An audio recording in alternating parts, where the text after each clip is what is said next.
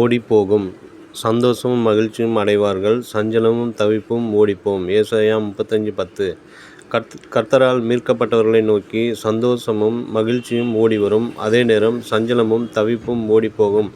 சஞ்சலத்தை நீக்கக்கூடிய இயேசு கிறிஸ்துவே அந்த அற்புதத்தை உங்கள் வாழ்க்கையில் செய்கிறார். ஆதாம் ஏவாள் என்றைக்கும் பாவம் செய்தார்களோ அன்று முதல் தான் பூமிக்கு சாபம் என்கிற சஞ்சலம் வந்தது. ஸ்ரீ சஞ்சலத்தோடு பிள்ளைப்பேற்றை சந்திக்க வேண்டியிருக்கிறது. ஸ்ரீனிடத்தில் பிறந்த மனுஷன் வாழ்நாள் குறுகினவனும் சஞ்சலம் நிறைந்தவனுமாயிருக்கிறான். யோபு 14:1. என் ஆயுசு நாட்கள் கொஞ்சமும் சஞ்சலமுள்ளதுமாயிருக்கிறது. அவைகள் பரதேசிகளாய் சஞ்சரித்து என் பிதாக்களுடைய ஆயுசு நாட்களுக்கு வந்து எட்டவில்லை. ஆதியாகமம் 47:9. சாலமோனுக்கு திரளான ஞானமும் செல்வமும் ஐஸ்வர்யமும் பேரும் புகழும் இருந்தபோதிலும் கூட சஞ்சலம் அவரை விட்டு வைக்கவில்லை. சூரியனுக்கு கீழே செய்யப்படுகிற காரியங்களை எல்லாம் கவனித்து பார்த்தேன். இதோ எல்லாம் மாயையும் மனதுக்கு சஞ்சலமாயிருக்கிறது. பிரசங்கி 1:14 என்று அவர் சொல்லுகிறார். இயேசு கிறிஸ்து இந்த சஞ்சலத்தின் வேதனையிலிருந்து நம்மை மீட்க சித்தமானார். அதற்காகவே அவர் இந்த சஞ்சலம் நிறைந்த உலகத்திற்கு இறங்கி வந்தார். சஞ்சலத்திலிருந்தும் வேதனையிலிருந்தும் நம்மை மீட்கும்படி தன்னுடைய இரத்தத்தையே மீட்கும் பொருளாக ஒப்புக்கொடுத்தார். வேதம் சொல்லுகிறது, அழிவுள்ள வஸ்துக்களாகிய வெள்ளியினாலும் பொன்னினாலும் மீட்கப்படாமல் குற்றமில்லாத மாசற்ற ஆட்டுக்குட்டியாகிய கிறிஸ்துவின் விலையேறப்பெற்ற இரத்தத்தினாலே மீட்கப்பட்டீர்கள் என்று அறிந்திருக்கிறீர்களே. 1 பேதுரு 1:18-19.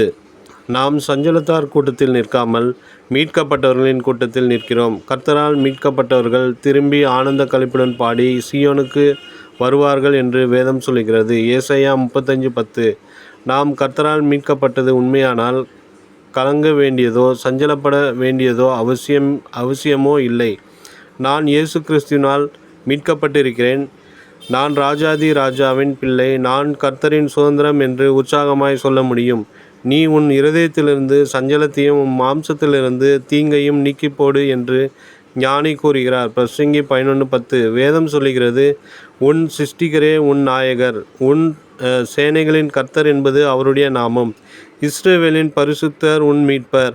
அவர் சர்வ பூமியின் தேவன் எனப்படுவார்.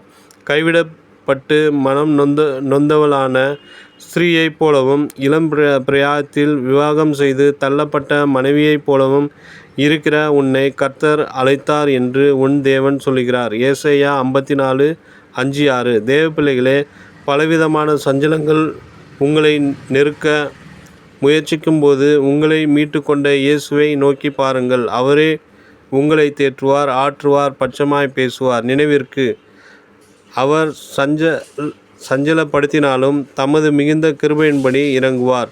அவர் மனப்பூர்வமாய் மனுபுத்திரரை சிறுமையாக்கி சஞ்சலப்படுத்துகிறதில்லை. புலம்பல் 3:32-33.